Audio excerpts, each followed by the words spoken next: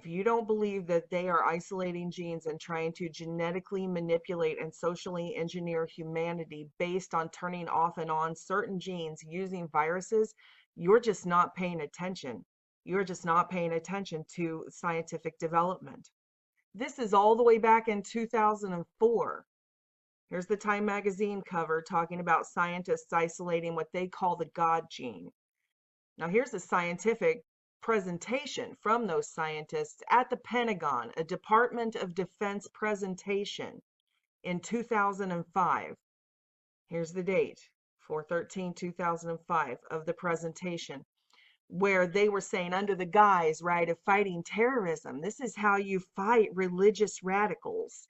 And this scientist is flat out saying that they have isolated genetic markers in people who are spiritual and religious, and that they can tamper with these people's DNA by using viruses and distributing them by aerosols through the air to shut off the genes that allow us to access the spiritual parts of reality. So if you don't believe that they've already thought this thing through and even developed the technology, and this is Department of Defense, and that they have militarized it, they have weaponized it to shut off our genes that allow us to access spiritual realities. So if you're wondering why it's so hard to reach people these days, there's a lot of reasons. We have individuals who are religious fundamentalists, religious fanatics, and this is the expression, RT-PCR, real-time PCR expression of the VMAT2 gene.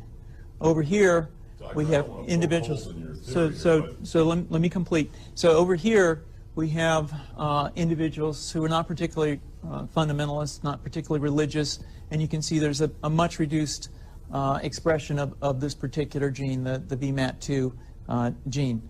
Another evidence that supports our hypothesis for the development of this approach.